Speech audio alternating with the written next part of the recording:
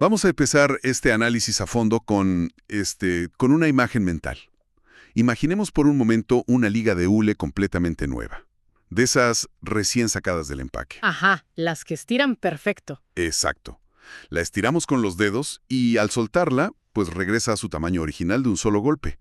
O sea, esa capacidad de rebote, esa elasticidad sin esfuerzo, es básicamente el principio mecánico fundamental de nuestra respiración. Claro. Cada vez que exhalamos, nuestros pulmones no deberían hacer ningún esfuerzo. Simplemente regresan a su forma, como esa liga.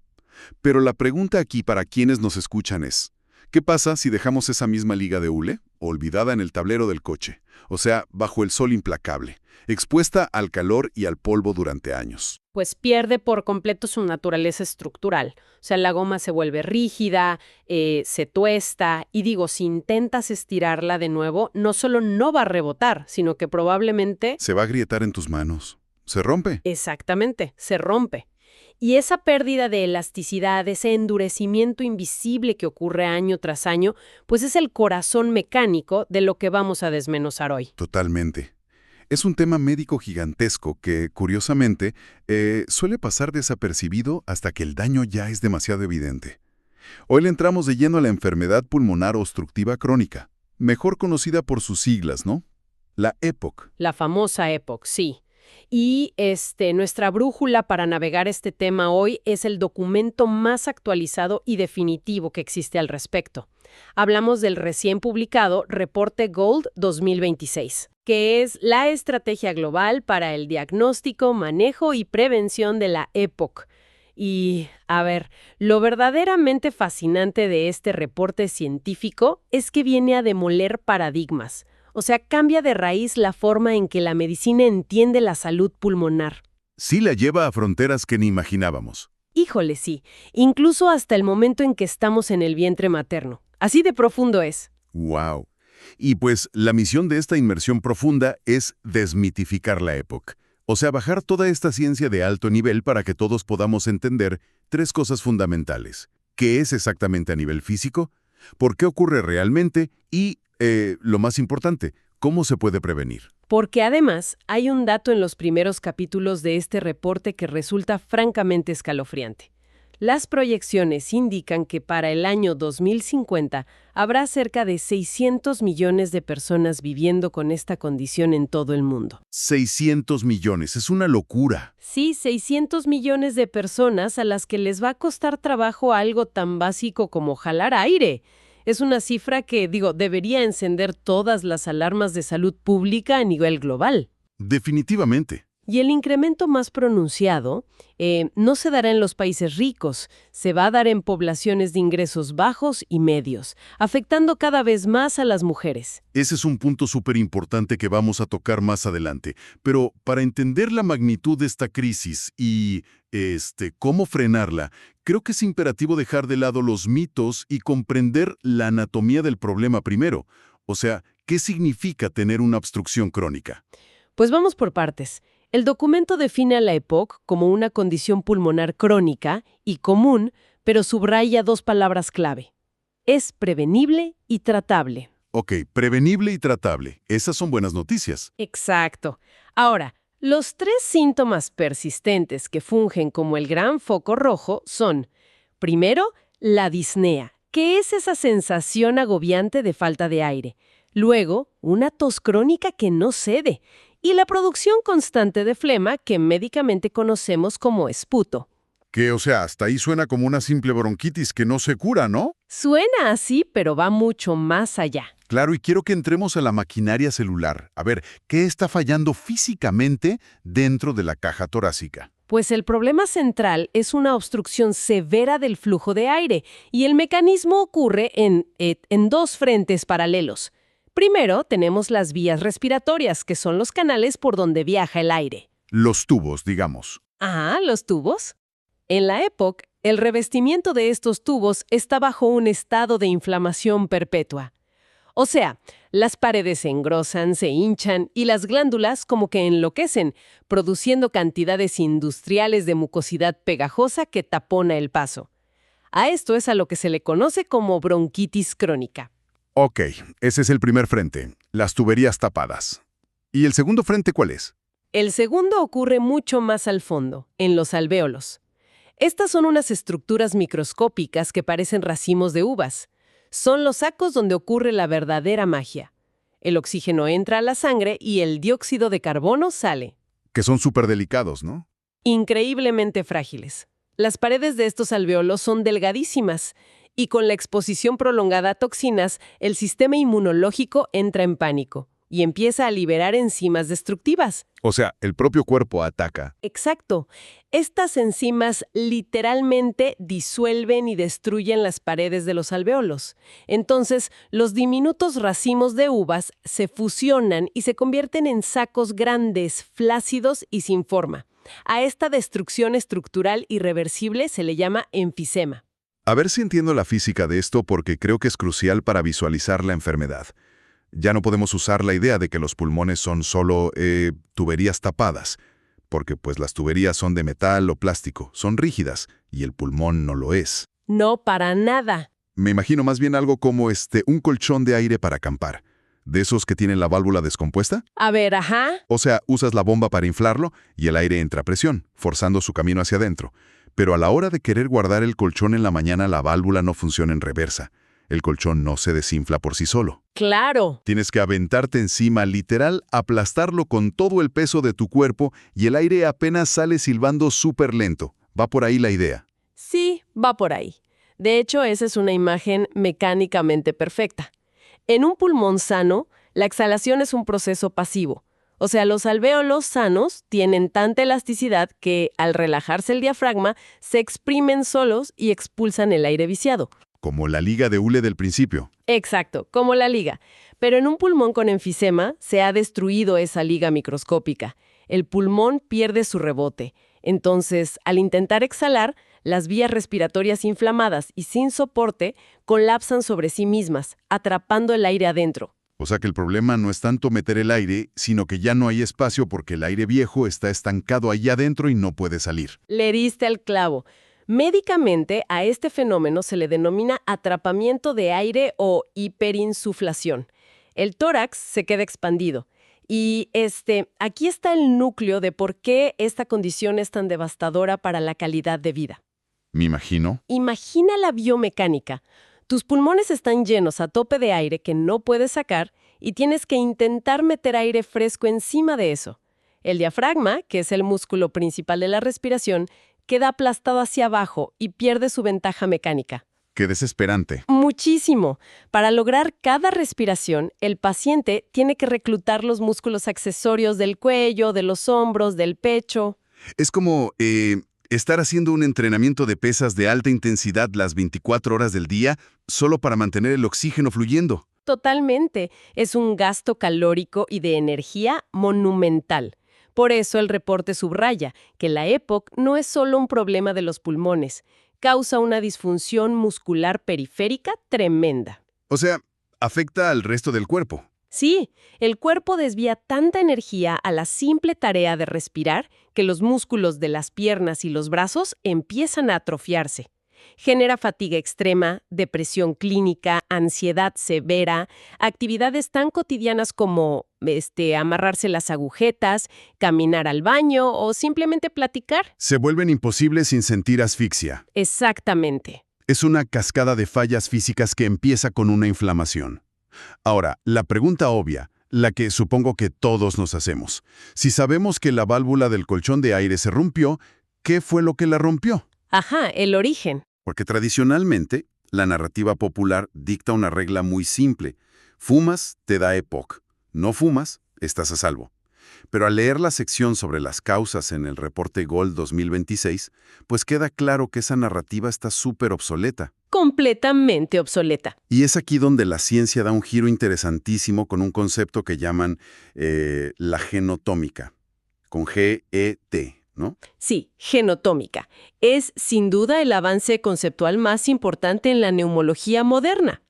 Las siglas GET representan la interacción constante y bidireccional entre los genes, el entorno y el tiempo. Genes, entorno y tiempo. Así es, durante décadas nos enfocamos en una sola variable del entorno, que era el tabaco, pero la epidemiología actual arroja datos que, híjole, rompen todos los esquemas. Sí, de hecho hay dos estadísticas en el reporte que me dejaron pensando muchísimo.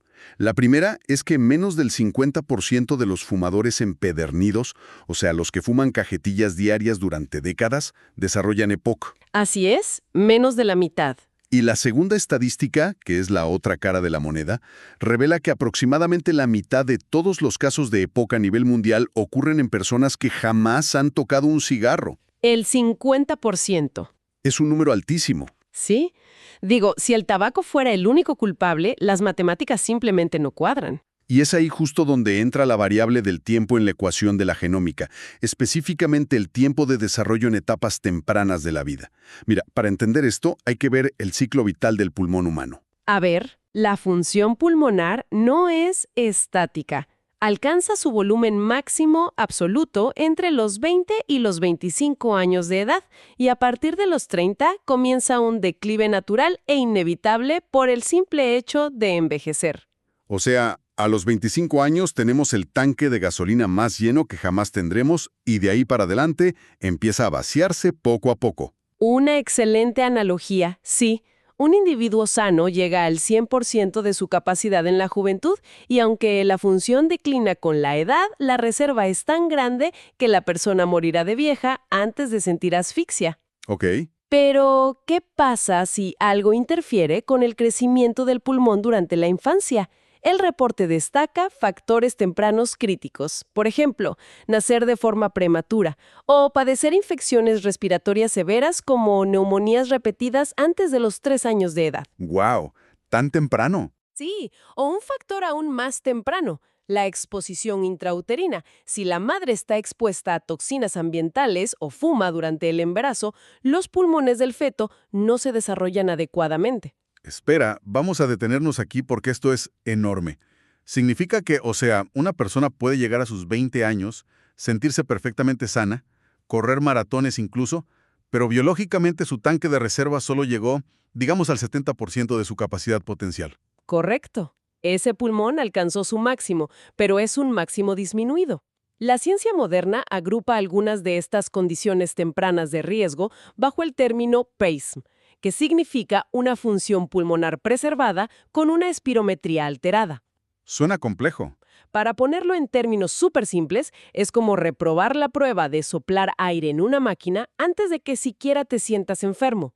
Tus pulmones ya muestran banderas rojas celulares desde la juventud. Es la idea de la memoria biológica, ¿no? O sea, una infección a los 2 años de edad deja cicatrices invisibles. El pulmón sana, la persona crece, la vida sigue, pero los tejidos guardaron un registro celular de ese daño. Esa es la esencia de la genómica exactamente.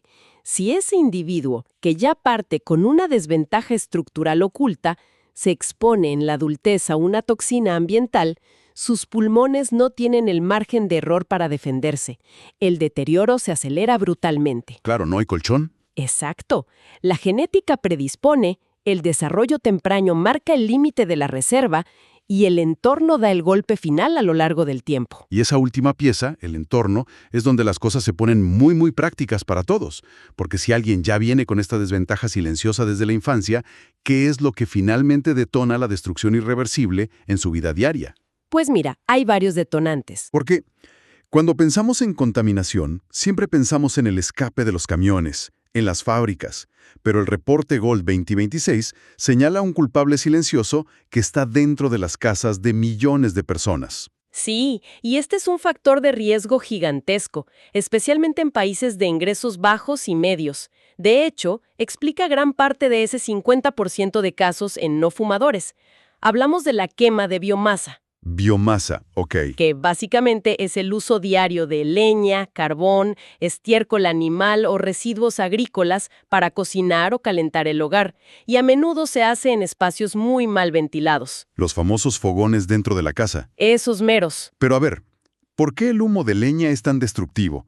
Porque, digo, cualquiera pensaría que, al ser madera, al ser algo entre comillas natural, pues es menos dañino que un cigarrillo industrial lleno de químicos. Sí, es una percepción muy común, pero es engañosa.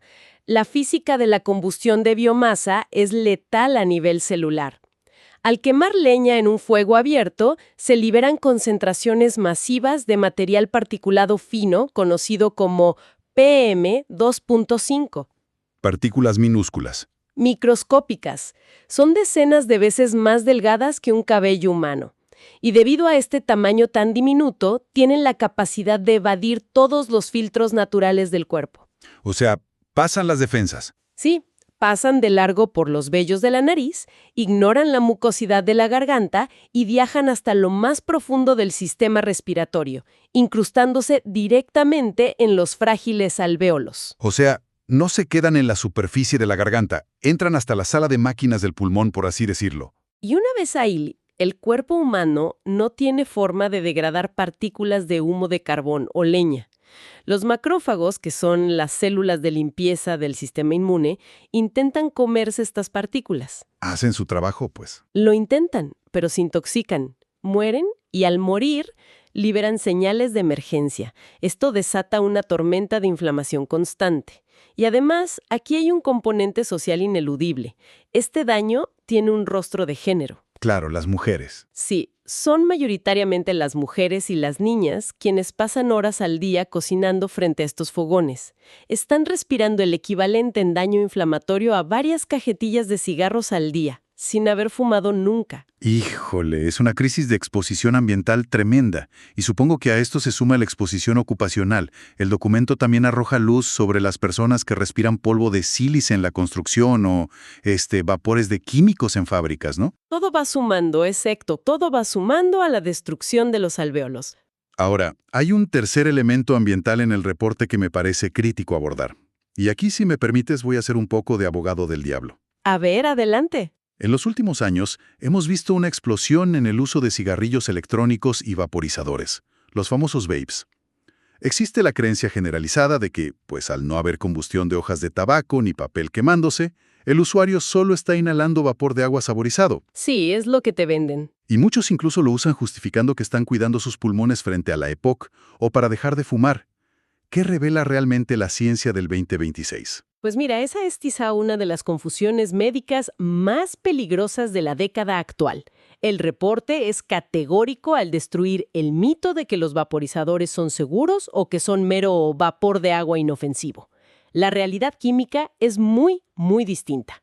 Ok, ¿qué estamos inhalando entonces? Los líquidos de vapeo están compuestos por propilenglicol, glicerina vegetal y una gran cantidad de agentes saborizantes. Uno de estos agentes, el diacetilo, que frecuentemente se usa para dar sabor a mantequilla o vainilla, es altamente tóxico para el tejido pulmonar cuando se vaporiza y se inhala profundamente. Entonces, el problema es que el sistema respiratorio simplemente no está diseñado para procesar el equivalente a humo de una máquina de discoteca combinado con saborizantes artificiales. Exacto. Y no solo son los líquidos. Al calentarse a través de la resistencia metálica del dispositivo, el aerosol resultante arrastra metales pesados como níquel, estaño y plomo directo a los alvéolos. Metales pesados directos al pulmón. ¡Qué locura! Y la llegada de estas sustancias activa una respuesta inflamatoria violenta. Los macrófagos intentan envolver estas sustancias oleosas y metálicas, fallan y el resultado es un daño agudo severo. A esta condición se le ha denominado EVALI, que es la lesión pulmonar asociada al uso de cigarrillos electrónicos o productos de vapeo. O sea que en lugar de proteger los pulmones de la EPOC tradicional, el vapeo está básicamente cocinando el tejido pulmonar desde adentro con una tormenta inflamatoria química. Así es. Esto descarta por completo la idea de usarlos como el método milagroso para dejar el cigarro, no. Totalmente. La evidencia científica evaluada por las guías Gold, que es muy imparcial y concluyente, dice que no existe literatura científica rigurosa ni evidencia a largo plazo que demuestre la seguridad de los cigarrillos electrónicos. Ok. Por el contrario, se ha documentado que alteran la secreción normal de mucosidad y suprimen la capacidad de las células inmunes para combatir virus y bacterias. Por ello, la postura oficial y actualizada es tajante. El vapeo no debe ser recomendado bajo ninguna circunstancia como una herramienta válida para dejar de fumar. Esa aclaración era súper necesaria, porque digo, si juntamos todas las piezas del rompecabezas, o sea, la vulnerabilidad desde la infancia por la genómica, el daño inclemente del humo de leña, la contaminación industrial y ahora las respuestas inflamatorias del vapeo, el panorama parece sombrío. Parece que estamos bajo asedio constante, sí. Exacto. Y la pregunta clave para cerrar el círculo es, frente a todo esto, ¿cómo se previene? O sea, ¿cómo tomamos el control del aire para proteger esa reserva pulmonar? Pues el enfoque de la prevención en las guías recientes es muy proactivo. Y la regla de oro, la intervención médica número 1 con el mayor impacto estadístico para alterar la trayectoria del EPOC, sigue siendo la cesación del tabaco en cualquiera de sus formas. ¿Dejar de fumar? Sí, puede sonar repetitivo, pero el reporte pone sobre la mesa un dato duro que de verdad exige reflexión. Cerca del 40% de las personas que ya tienen un diagnóstico formal de EPOC continúan fumando. ¿Un 40%? ¡Wow! Sabiendo que sus pulmones se están destruyendo mecánicamente a diario. Eso creo que ilustra perfectamente que no es una cuestión de simple fuerza de voluntad. Exacto. Ilumina el hecho de que la dependencia a la nicotina es una enfermedad neurobiológica crónica. O sea, decirle a un paciente, pues simplemente déjalo, es inútil y hasta contraproducente. Claro, no funciona así. La cesación requiere un andamiaje de apoyo real. Las guías prescriben el uso de terapias de reemplazo de nicotina, ya sean parches, chicles o pastillas, combinados con fármacos como la vareniclina o el bupropión, que básicamente bloquean los receptores de nicotina en el cerebro. Hay ciencia detrás de la ayuda, pues. Mucha ciencia. Pero el dato más esperanzador es el impacto humano. Fíjate que se ha demostrado que intervenciones clínicas breves, o sea, pláticas de apenas 3 minutos con un profesional de la salud ofreciendo asesoría estructurada, aumentan drásticamente las tasas de éxito para dejar el cigarro. ¡Qué increíble! 3 minutos de consejería médica que cambian por completo el desenlace de la vida de una persona. Así de poderoso es. Ahora, ¿qué pasa con el resto de la prevención? O sea, para el otro 50% de casos no asociados al tabaco o para quienes ya dejaron de fumar, ¿dónde está su línea de defensa? Pues mira, en el entorno doméstico, la transición hacia estufas no contaminantes es una prioridad global. Proveer cocinas limpias que funcionen con energía solar, eléctrica o como mínimo, sistemas que expulsen el humo al exterior de las viviendas. Esto es esencial para proteger los pulmones de millones de mujeres y niños. De acuerdo, eso a nivel estructural. ¿Y a nivel individual? A nivel individual, la segunda gran línea de defensa invisible que el reporte 2026 enfatiza exhaustivamente son las vacunas. Fíjate que ese es un punto que llama muchísimo la atención al revisar el documento. La lista de vacunación para preservar la función pulmonar es inmensa. Sí, es larguísima. Se hace un énfasis rotundo en la vacuna anual contra la influenza, el neumococo, el COVID-19, la tosferina, el herpes zóster y la reciente incorporación de la vacuna contra el virus sincicial respiratorio, o VSR. Así es. Y aquí te pregunto, ¿por qué protegerse de un simple virus respiratorio es tan de vida o muerte cuando hablamos de una condición mecánica crónica? La respuesta está en un concepto clave llamado exacerbaciones. Una exacerbación es un empeoramiento súbito, violento y agudo de los síntomas respiratorios, y casi siempre es detonado por una infección viral o bacteriana. ¿Ok? Para entender su gravedad, volvamos a la mecánica del pulmón. Cuando un adulto sano con pulmones intactos contrae el virus sincicial respiratorio, pues sus vías respiratorias se inflaman, se llenan de moco, hay tos por un par de semanas, el sistema inmune elimina el virus y los tejidos sanan volviendo al 100%. O sea, un evento temporal sin secuelas a largo plazo. Todos nos hemos enfermado. Exacto. Pero cuando ese mismo virus infecta un pulmón que ya tiene POC, un pulmón donde, como decíamos, la reserva elástica es mínima y los alvéolos están apenas sosteniéndose, Híjole. la inflamación no actúa como una simple molestia, actúa como un mazo golpeando un muro que ya está agrietado. La infección desata una tormenta inflamatoria desproporcionada que causa la destrucción permanente de tejido pulmonar que jamás se va a regenerar. O sea, el daño se queda. El paciente sobrevive a la infección, sí, pero su función pulmonar basal cae un peldaño y nunca vuelve a subir. Es decir, cada resfriado fuerte, Cada episodio de influenza que no se previene acelera la cuenta regresiva del reloj pulmonar. La vacuna entonces no es solo para evitar unos días en cama, es para blindar la poca reserva elástica que le queda a ese colchón de aire. Exacto. Es una estrategia de preservación estructural pura. Y por otro lado, junto al blindaje de las vacunas, la prevención del deterioro exige movimiento. Ejercicio. ¿Sí? Físicamente, el paciente con EPOC entra en una espiral de inactividad. Se fatiga por la falta de aire, entonces deja de moverse. Al dejar de moverse, como explicamos antes, los músculos se atrofian. Y un músculo atrofiado y desacondicionado es súper ineficiente y exige mucho más oxígeno a la sangre para realizar cualquier movimiento básico. Lo cual genera todavía más sensación de falta de aire con menos esfuerzo. Es un ciclo vicioso súper cruel. Para romper ese ciclo, la prescripción médica formal es la actividad física y la rehabilitación pulmonar.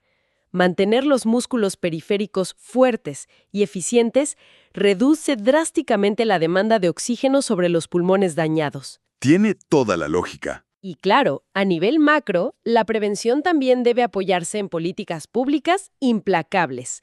El documento reporta imparcialmente los datos y resalta que las legislaciones que prohíben fumar en espacios públicos han demostrado ser herramientas formidables para reducir la exposición general al humo de segunda mano y bajar la carga de la enfermedad en toda la población. Los datos hablan por sí solos. Y bueno, llegando al final de este recorrido, si recopilamos las piezas clave, creo que queda clarísimo que la concepción clásica de la EPOC ha quedado superada. Totalmente superada. Ya no es solo una enfermedad de las vías respiratorias inflamadas y alvéolos destruidos, que afecta a fumadores mayores. Es una condición súper compleja dictada por esta maquinaria sutil de la que hablamos, la genómica. Nuestros pulmones están moldeados por la interacción entre nuestra genética y nuestro entorno a través del tiempo. Desde el día cero. Exacto, empezando desde el desarrollo fetal, pasando por las infecciones de la niñez y culminando con el aire que decidimos o que a veces nos obligan a respirar todos los días. Y frente a amenazas tan diversas como el humo de la leña, los aerosoles tóxicos del vapeo y la contaminación industrial, la defensa tiene que ser multidisciplinaria. O sea, exige intervenciones clínicas estructuradas para vencer la adicción a la nicotina, un compromiso férreo con la vacunación para evitar el daño de las exacerbaciones y mantener el cuerpo físicamente activo.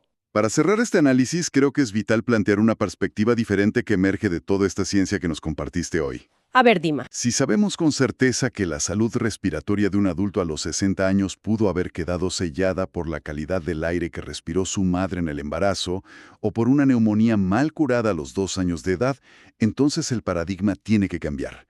Es momento de dejar de concebir a la EPOC como el castigo final por los malos hábitos en la vejez. Estoy de acuerdo. Es un replanteamiento urgente. Cuidar la calidad del aire infantil, garantizar intervenciones de salud materna óptimas y promover espacios libres de humo y emisiones desde la primera infancia no es solo pediatría básica. ¿No? ¿Es mucho más? Es, en realidad, la primera gran línea de defensa contra las enfermedades crónicas del adulto. Pues es algo para reflexionar seriamente la próxima vez que veamos un escape de diésel soltando una nube negra en una calle transitada por donde camina un niño pequeño. Esa liga de hule microscópica empieza a estirarse, a recibir daño y a agotar su reserva desde el día 1. Totalmente de acuerdo. Y bueno, con esto cerramos el análisis a fondo de hoy sobre la ciencia detrás de nuestros pulmones y la EPOC. A quienes nos escuchan, gracias por acompañarnos. Nos escuchamos en la próxima inversión para seguir cuestionando, desmenuzando la ciencia y entendiendo a fondo cómo funciona nuestro cuerpo. Hasta pronto. ¡Hasta la próxima!